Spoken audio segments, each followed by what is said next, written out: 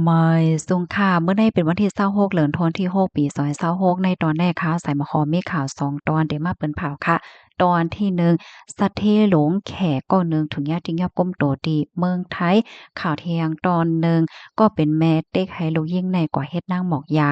อันดับเปิ้นได้ก็เข้ามาถ่อมด้วยข่าวโหในค่ะเนาะสะเทหลงแขก็หนึ่งถูกญาภูมิพลพรไทยเขาติงยอบก้มโตเนี่ยค่ะเผอว่า พบทบหารภูมิพลพ่อนเขาเย้าเนี่ยก็มั่นใจในเป็นอันตกอกตกใจได้เดียวว่าถึงตีซัมปอไหลกินยายานั่นน่ะเนาะเมื่อวันที่24เดือนธันวาคมที่6ปี2026เนี่ยมีข่าวออกมาว่าฝ่ายกอทัดก้นเขาออกเมืองตม1ค่ะไล่ห่มกันเสียวก็ทิ้งยอบป้มโตนายเฟิงอำนั้นก็เฮียเฟิงเป็นก้นแขอายุไล69ปีค่ะมั่นใจในเป็นก้นที่อันลงปอนจึงแขเขานั่นใครไลโตจังไหนอ้อม เลยฮู้ว่านายเฟิงแน่เป็นสะเทหลงตั้งปอดวันตกของเมืองแขค่ะแต่เลยว่าเข้าป่าในเซียนสะเทหลงอันมีเงินหลายหมื่นล้านเฮ็ดจั่งใดออกก้อยกะว่าถูกย่าตั้งฝ่ายแขเขานั่นได้ออกเส้นสายหมายจอมติงยอบก้มโตก็เพราะว่ามั่นใจในใจลอกลายลิงก์ในตอนของการเฮ็ดการป้ายมักมีค่ะเนาะย่อก็ใจตื้อมิกหมายความบัดนี้อันตุอันปลอมมัน เลอเสนั้นก็มีตั้งพิษต่างเจอต่างเปิงเจอไหนป้าเทียงเพราะว่ามานับส่วนโดยลองลู่ลองซุ่มอิงเนอลองเฮ็ดตั้งสางมั่นใจเนี่ยก็ได้เลยว่านำเต้นนำวาเฮ็ดจังไหนค่ะออกถึงตีตั้งฝ่ายเมืองแขกเขาเนี่ยก็ไล่ออกเส้นสายไม้เหมือนจังหนังว่าอยู่ไว้ดีในเมืองเนี่ยก็ให้จางติ้งยับก้มโตนไล่ให้ในอันขนาดไหนเพราะว่าตั้งฝ่ายกดทัดก้นเขาออกเมืองไทยเลยค่ะผู้เยาว์เนี่ยก็ไล่สั่งถอนแปด วีสามันใช้นั้นกำเหลียวปยกสั่งให้ภูมิพลพรเขานั่นค่ะเขาสืบหาว่านายเฟิงได้อยู่ไว้ดีเลยสังเสียนจึงหือในเหี่ยวก็ถึงที่ป้อเลยฮู้ว่านายเฟิงได้หั้นนะเอาตื้อตั้งที่ว่าเป็นคนอายุใหญ่ในเสียวก็เข้ามาอยู่ที่ในเมืองไทยโดยใจตื้อวีซาretirement วีซาเนี่ยค่ะเนาะวีซาคนอายุใหญ่เฮ็ดจังได๋นั้นค่ะนะ มันใจแต่ก็มื้อเตมันแต่ก็เรียบได้วนว่าอยู่หลีรอดเพย่อมเป็นสังเหย้าสังสิงเฮ็ดจังได๋คักว่าน้อเพราะว่าถึงมามื้อวันที่10เดือนธันวาคมที่6ปี2026นั่นน่ะตั้งฝ่ายเมืองเขค่ะก็และกับศาลตั้งฝ่ายเมืองไทยนั่นค่ะน่ะเพราะว่าไล่กับศึกกับศาลกันย่อก็จึงว่ากว่าเมื่อไกลค่ะเนาะมีรองสั่งถอนแปดวีซ่าเฮปยก็สังภูมิพลพรเขาได้มาติงยอบก้มโต มันจ่ายเฮ็ดจั่งใดเนาะติ่งยอบไหลตีเมืองเกาะกรุงเทพค่ะพระรามเก้าจั่งใดอ้อยก็เอาส่งกว่าที่โฮมปรีเขาเปิดตาคับครึงเหี่ยวก็ส่งมันจ่ายในปอกว่าที่เมืองแขจั่งใดนะเมื่อพ้องดีมันใจหันภูมิพลพรเขานั้นไหนซัมปอโอนปออ่อนลงกว่าเลิศก็เคินเนี่ยนะย้อนซ้ำยาเกียวหวานปะยอก็กินยารักษา โหใจเนาะย้อนโคตวว่าเพราะว่าถูกย่าเอาโตสูงกว่าตีเมืองแขยาวได้ก็โคจะตากามโตเจ้าเก่ายาวนั่นน่ะเนาะกะเตไลอ่าอยู่ในขอกขังในต่อพอถึงเซ็งสายใจเอากว่าเฮ็ดจังได๋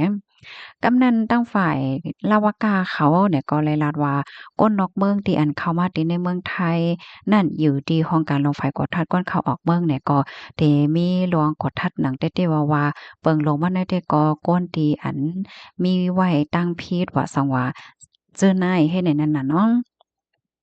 เด็กขับขึงเหี่ยวก็เฮ็ดก็จำหนองปักเปิงหมายมีหนังเต้ๆว่าเฮ็ดจังได๋อ้อเลอเซนั่นไหนค่ะตั้งฝ่ายละวากาเขาเนี่ยก็ย้อนฝากถึงพันก้นวันก้นเมืองป้านั่นน่ะเนาะสังคมทั่วผันก้นหยานเมืองที่อันมีลองเฮ็ดตั้งสร้างอันนำจ้องเปิงว่าสังว่าจังได๋ก็ป่องแรงตีภูมิพลพรเขาไล่อยู่ตาเสว่าไหนค่ะ ข้อมูลตัวนี้ก็คาเลยเป็นมาที่ห้องการข่าว Daily News ต่างไว้เนี่ยพี่น้องเฮาข่าวถ่อมข่าวเงาโหนยาวหันถึงจึงหือพองเนี่ยเนาะเมื่อแต่มันไหนมันใจได้ก็ว่นว่ามีเงินตั้งหนำตั้งหลายนั่นค่ะน่ะเนาะจังอยู่ไลกัดๆเย็นๆอยู่ไลหลีๆงามๆยาวกว่าเนี่ยก้อยก็รอดเฮ็ดจังได๋เนาะเพราะว่าเฮาคามาด้วยปานมื้อเหลียวในไหนได้หันเลยว่าภูมิพลพรเขาเปิ้นมีลองโคมมือกันค่ะเนาะค่ะโคมมือกันเปิดตาจ้อมหาก้นเฮ็ดผิดว่าสังว่าเจ้าในเฮ็ดไหนกำในเข้ามาถ่อมด้วยข่าวโคในค่ะเรียกเลยว่าเป็นข่าวเงาดีอันหลีโตอกตกใจไว้ค่ะนะมีนางยิงอ่อนก็หนึ่งอายุ17ปีถุงยาก็เป็นแม่ใน เต็กให้เฮ็ดนางหมอกยาเมื่อวันที่23เดือนธันวาคมที่6ปี2026ในมีข่าวง่าออกมาว่าการจอมพลังค่ะและกับสารตั้งฝ่ายปะเลเขียวก็เข้าจอยเถียมนางยิ่งอ่อนอายุ17ปีที่อันถุงยากก็เป็นแม่แท้ๆในเต็กให้เฮ็ดนางหมอกยาปยกเต็กให้เฮ็ดหนังหนังก้นหลงเขาต้วยว่าเฮาเฮ็ดจังได๋แน่ค่ะนะเฮ็ดหนังแฮวก็นั่นน่ะกำแน่เปิ้นเนี่ยก็ไล่ข่มกันแฮวก็เข้าจอยเข้าเถียมตีในเฮิรนหรือตีหนึ่งตั้งปอตอดหนองค้างพลูเมืองเกาะกงเทพเนี่ยค่ะปยก็ก้มโตไว้ป้าก็เป็นแม่จังไหนนนางสาวเออันเป็นหน้าของนางหญิงสาวอ่อนนั่นก็ไล่ลาดนั่นน่ะเนาะลาดผันข้อมูลว่าเบอร์พ้องหนังนั้นไหนมานางเนี่ยก็ถมยาก็เป็นปีนางอันเป็นแม่ของสาวอ่อนเนี่ยเด็กให้เหตุการณ์เหมือนจังแหนว่าจะเมื่ออายุเลย15ปีจังได๋ค่ะเด็กให้มานางในเฮ็ดอยู่หลายปีเฮ็ดให้ค่ะข้าวยามสืบมาในมานางเนี่ยก็เลยตัดสินใจเสียก็ปลายออกเฮิรนกว่าเฮ็ดจังได๋ลาเที่ยงว่าเมื่อพ้องที่อันถูกย่าพี่นางเขาเต็กๆให้เฮ็ดนั่นไหนเพราะว่าแลงเงินมาไหนพี่นางเขาก็ได้เอาเงินในกว่าเรียนการต่อการล่วงปยก็ซื้อยาจังได๋มากินเนี่ยบ่ฮู้ว่าหลานสาวแน่ก็แหย่มาเหย้าเนี่ยก็ถูกย่าเต็กให้เฮ็ดนางหมอกยาเฮ็ดจึงนั้นเนี่ยก็รู้สึกแจ่มลิเด้ๆเนี่ยค่ะป้องว่านางก็ในคณะอันเป็นแม่สาวอ่อนได้แหนเมื่อวันตั้งมันก็เฮ็ดดีน้องยิ่งมั่นนั่นค่ะน่ะ เพราะว่าลูกมันก็แหย่มาเหย้าเนี่ยก็ซ้ำเต็กให้ลูกมันได้ก็เฮ็ดนางหมอกยาเถียงเฮ็ดจั่งใดอ้อตั้งฝ่ายกันจอมพลังเนี่ยก็ลาดว่าอ่อนยิ่งนั่นเป็นคนที่อันติดต่อกับสืบย้อนตามจอยแถมมา